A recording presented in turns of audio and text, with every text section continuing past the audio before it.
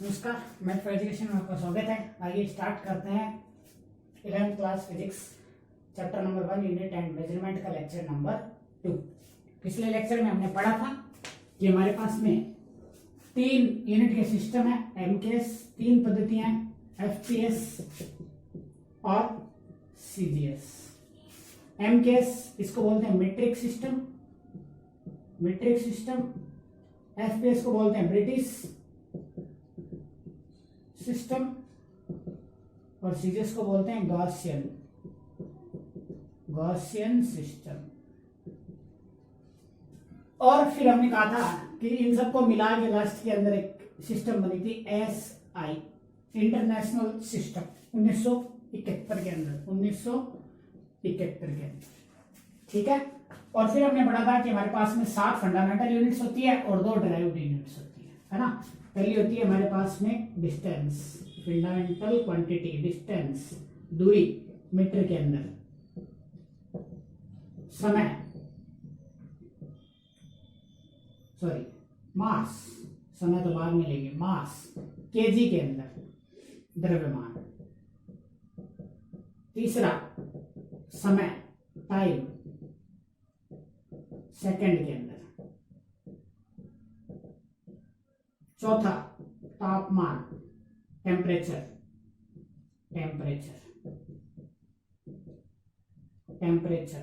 किसके अंदर? केल्विन के अंदर। तापमान किसके अंदर? केल्विन के अंदर। पांचवा प्रदीपन तीव्रता, ल्यूमिनस इंटेंसिटी, किसके अंदर? कैडिला के अंदर प्रदीपन तीव्रता। छठा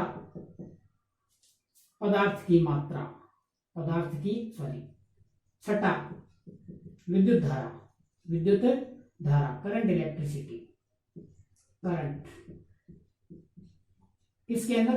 एम्पियर के अंदर, विद्युत धारा। 7वां लिया था हमने मास ऑफ सब्सटेंस, किसके अंदर? मोल के अंदर, पदार्थ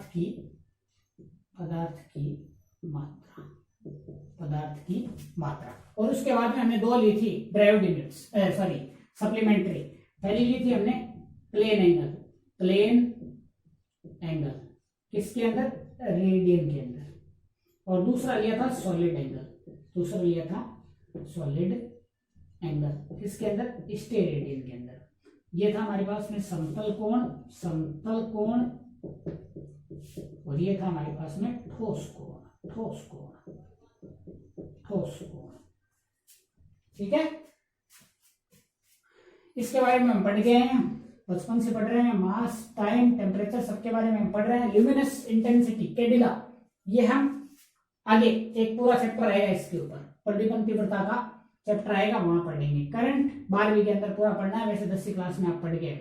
3 चीजें पढ़नी है, mass of substance, plane angle और सॉलिड एंगल। इनकी डेफिनेशन आपकी बुक में दी हुई है, वो आपको याद नहीं रखनी है। आई बात समझ में, है ना? मतलब इनकी किसी भी डेफिनेशन को आपको याद नहीं रखना है, इन 3 चीजों को भी हमें समझना है। इसके बारे में हम कंप्लीट 11वीं में पढ़ेंगे, इसके बारे में हम पढ़ के आए हैं और 12वीं के अंदर बहुत ज्यादा पढ़ेंगे, ठीक है। तो बात करते हैं किसकी? बात करते हैं मास ऑफ सब्सटेंस, पदार्थ की मात्रा, मास ऑफ सब्सटेंस, पदार्थ की मात्रा किसके अंदर? मोल के अंदर होती है। और ये मोल क्या बनना है ये समझना है, ये मोल क्या चीज है ये समझनी है, ना?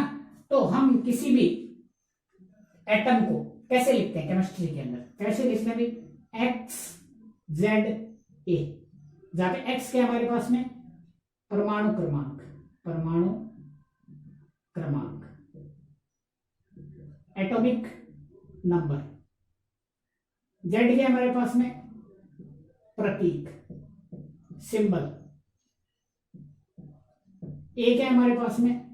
परमाणु का द्रव्यमान, एटॉमिक मास, क्या है हमारे पास में, एटॉमिक मास। जैसे हम क्या लिखते हैं, हाइड्रोजन 1H1, परमाणु क्रमांक भी एक है उसका, द्रव्यमान संख्या भी एक है ना। परमाणु की द्रव्यमान संख्या ऐसे लिख लो, परमाणु की द्रव्यमान संख्या। जैसे हीलियम के अंदर हीलियम 2He4, परमाणु क्रमांक 2 और द्रव्यमान संख्या कितनी, 4। लिथियम 3Li6, कार्बन 6C12, ऐसे भी लिखते हैं, है ना। तो एक मोल क्या है, एक मोल का मतलब क्या है कि किसी परमाणु का जितना द्रव्यमान होगा, है ना, जैसे इसका द्रव्यमान संख्या कितनी है, 1, उसके बराबर ग्राम के अंदर, मतलब 1 ग्राम हाइड्रोजन में, 1 ग्राम हाइड्रोजन में किसी परमाणु का जितनी द्रव्यमान संख्या होगी उसके बराबर ग्राम के अंदर परमाणुओं की संख्या 6.023 इंटू 10⁻23 होगी। मतलब 1 ग्राम हाइड्रोजन में कितने हाइड्रोजन के परमाणु होंगे, 6.023 इंटू 10⁻23। जैसे हीलियम का कितना है हमारे पास में परमाणु द्रव्यमान, 4, तो 4 ग्राम हीलियम के अंदर परमाणुओं की संख्या कितनी होगी, 6.023 इंटू 10⁻23। लिथियम परमाणु द्रव्यमान कितना, 6, तो 6 ग्राम लिथियम के अंदर कितने परमाणु होंगे, 6.023 इंटू 10⁻23। इसी को क्या कहते हैं हम, एक मोल। इसे क्या कहते हैं, एक मोल। तो एक मोल में परमाणुओं की संख्या कितनी होती है, 6.023 इंटू 10⁻23, और एक मोल के अंदर ग्राम कितने होते हैं, उस पदार्थ के द्रव्यमान संख्या के बराबर ग्राम होते हैं। ये होता है हमारे पास में एक मोल। ठीक है, अब बात करते हैं प्लेन एंगल की। प्लेन एंगल हमारे पास में क्या है, प्लेन एंगल क्या है, समतल कोण। प्लेन एंगल क्या है, समतल कोण, समतल कोण, प्लेन एंगल। प्लेन एंगल किसके अंदर, रेडियन के अंदर। प्लेन एंगल किसके अंदर है, रेडियन के अंदर। तो अभी तक हम डिग्री की बात किया है, 10वीं क्लास तक हम डिग्री पढ़ रहे थे, अब हम नई चीज पढ़ेंगे, रेडियन। मैं मान लेता हूं ये कोई सर्कल का सेंटर है O, और ये उसकी रेडियस है R, और ये उसकी आर्क है, मतलब चाप है, और ये उसकी दूसरी रेडियस हो गई हमारे पास, है ना। तो ये किसी सर्कल का आर्क है, चाप है, ये उसकी त्रिज्या है, और ये उसका केंद्र है O। ठीक है, तो हमें पता है थीटा इक्वल टू क्या होता है, theta equal to L/R। Trigonometry में पढ़ाएंगे पूरी चीज, त्रिकोणमिति 11वीं क्लास के अंदर जो आएगा उसके अंदर पढ़ाएंगे। थीटा इक्वल टू L/R, जहां पे L क्या है, चाप की लंबाई, मतलब लेंथ ऑफ आर्क, और R क्या है, त्रिज्या, मतलब रेडियस। ठीक है, तो ये का मान किसके अंदर आता है, रेडियन के अंदर आता है। ये मान किसके अंदर आएगा, रेडियन के अंदर आएगा। तो अब हम एक रेडियन की डेफिनेशन देखेंगे। एक रेडियन के लिए हमें क्या करना पड़ेगा, if L is equal to R, यदि चाप की लंबाई त्रिज्या के बराबर हो जाएगी तो थीटा इज इक्वल टू क्या हो जाएगा, R/R, मतलब 1 रेडियन। तो हम क्या कह सकते हैं, यदि किसी वृत्त की चाप की लंबाई उसकी त्रिज्या के बराबर हो तो उस चाप के द्वारा वृत्त के केंद्र पर अंतरित कोण कितना हो जाएगा, 1 रेडियन के बराबर हो जाएगा। आई बात समझ में, है ना। मतलब यदि किसी सर्कल की आर्क उसकी रेडियस के इक्वल हो जाए तो सेंटर के ऊपर सस्टेन कोण कितना हो जाएगा, सस्टेन एंगल कितना हो जाएगा हमारे पास में, 1 रेडियन के इक्वल हो जाएगा। अब एक रेडियन की वैल्यू एंगल डिग्री के अंदर और डिग्री की वैल्यू रेडियन के अंदर देखेंगे। ठीक है, तो हमें ये याद रखना है कि pi radian is equal to 180 degree होता है। Pi radian is equal to कितना होता है, 180 डिग्री होता है। तो 1 रेडियन बराबर हमारे पास में कितना आ जाएगा, 180/पाई। तो 1 रेडियन इज इक्वल टू कितना आ जाएगा हमारे पास में, 57.29 डिग्री। कितना जाएगा, 57.29 डिग्री। ये वैल्यू याद रखनी है। ठीक है, और यहीं से हम 1 डिग्री की वैल्यू रेडियन के अंदर निकाल लेते हैं, है ना। तो हमें क्या पता है, 57.29 इंटू 1 डिग्री बराबर कितना है, 1 रेडियन के बराबर। तो 1 degree is equal to 1 radian बट्टा 57.29। अगली बात समझ में, है ना। 1 degree is equal to 1/57.29 radian के बराबर आ जाएगा। ठीक है, अब बात करते हैं सॉलिड एंगल की। ठोस को बात करते हैं सॉलिड एंगल की।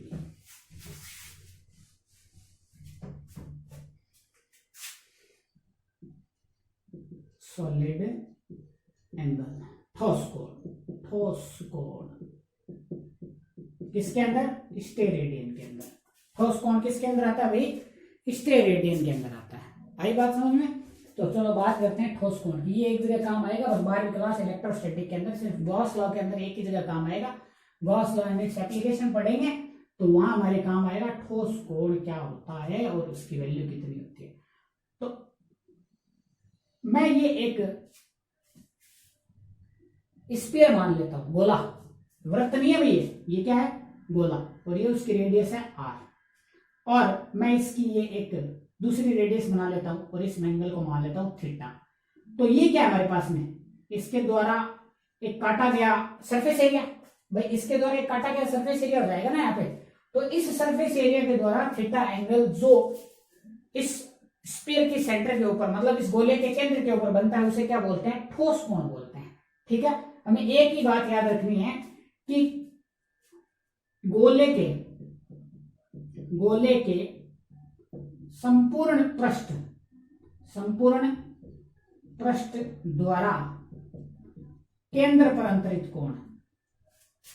द्वारा केंद्र पर अंतरित कोण बराबर 4 पाई स्टेरेडियन होता है। 4 पाई स्टेरेडियन होता है, मतलब इस पूरे गोले के द्वारा इसके केंद्र पर अंतरित कोण कुल कितना हो जाएगा, 4 पाई स्टेरेडियन के बराबर हो जाएगा।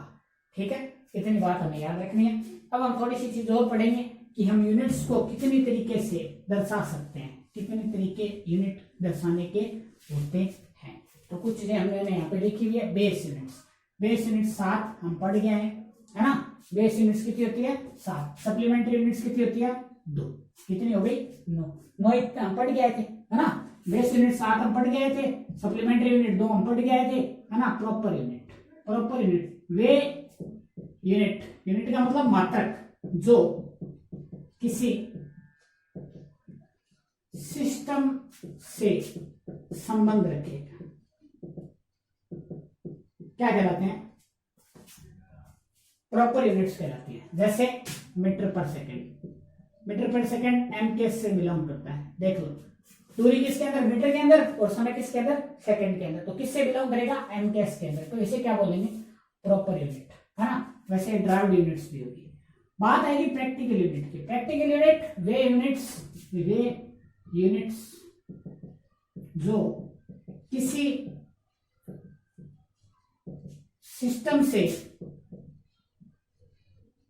बिलोंग ना करे, मतलब किसी भी सिस्टम से संबंध ना रखे, ऐसी यूनिट्स क्या कहलाती है, प्रैक्टिकल यूनिट कहलाती है। जैसे हम बात करेंगे आगे जूल पर कैलोरी, तो जूल किसके अंदर, एमकेएस के अंदर, कैलोरी किसके अंदर, एमकेएस के अंदर। आई बात सुन। परंतु हम ऐसा भी लिखेंगे अर्ग पर कैलोरी, अर्ग किसके अंदर, सीजीएस के अंदर, और कैलोरी किसके अंदर, एमकेएस के अंदर। तो अब बताओ, ये तो चलो किसी सिस्टम से संबंध रख रही है, ये एक भाग तो इसका सीजीएस से और दूसरा भाग एमकेएस से। तो ऐसी यूनिट्स को हम क्या कहते हैं, प्रैक्टिकल यूनिट्स कहते हैं। ठीक है, बहुत सारी पढ़ेंगे हमारी। ड्राइव्ड यूनिट्स, ऐसी यूनिट्स जो बेस यूनिट से मिलकर बनती है, क्या कहलाती है, ड्राइव्ड यूनिट्स कहलाती है। ठीक है, और ये बहुत सारी होती हैं, 20, 30, 40 तो हम पढ़ेंगे अगले लेक्चर के अंदर, और कुछ आपको आती भी है और कुछ हम आगे पढ़ते रहेंगे। ठीक है, अगले लेक्चर के अंदर हम ड्राइव्ड यूनिट्स और इनकी विमा मतलब डायमेंशंस के बारे में पढ़ेंगे। Thank you.